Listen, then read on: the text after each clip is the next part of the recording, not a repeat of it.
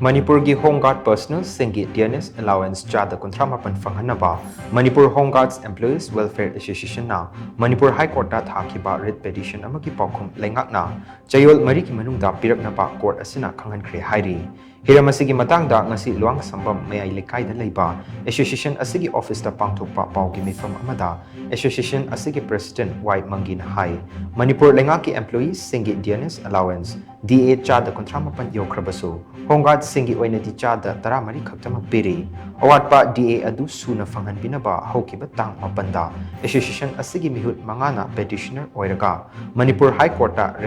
writ petition ama thangatki maduda court asina haukiba tang taramathoida writ petition adugi Paokhum Leingakna Chayol gi manungda piraknaba rai takhi Home Guard Singi DA asi chada kontramapan yohanbinaba Leingakki mari leinaba singda taknaraga lakhimani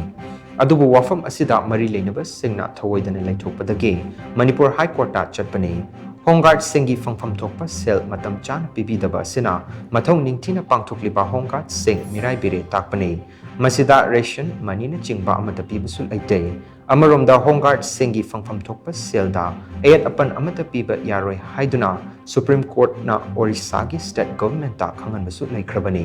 adubu Manipur gi oinadi Home Guard Singi tolo fawba chang naina pibidana leiri maramaduna Home Guard Singi awaba obiduna fangfam thokpa aikhoigi hak mapung fana amadi ayat apan leitana phanghanbiu matang sida Home Guard Personel kharadi association asina chen chongliba asida thoksadana leithokpa oi masi tawbiganu association na honariba pumnama asida isa isa gi saruk yauri haibasi kaubiganu haina mangina makhatana phongdokhe Manipur Sarkar na High Court na haibang hak Supreme Court na tarba rule of law satpa leibang ni hairaga Home Guard ki masasu darila sutami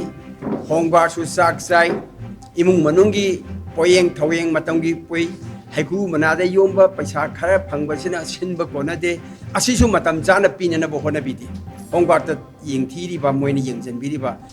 ba mi yengse sisu tha khudingi matam jana tolo pibiu kusumandu pibiu haibasu olega palega kada kadai de palino jo koi haibang kangde wakat pang kangde haujikti amuk sarkar jo mu popular ministry jo mu lei hai leiti hai tawr bachar chaing nai basina aduna maram warga hoji pawba koi tha tangkai chala baw hoji paw du Home Guard ki tolo jo hoji paw phangdri masi Home Guard me angi mo chilega aina sarkar da appeal tawjaningi bedi sarkar na jo Home Guard pu awa basi yengbiraga minungsi khadi yengbiu phangpham thokpa tawpham thokpa thabak sing adudi ayetpa apanba leitana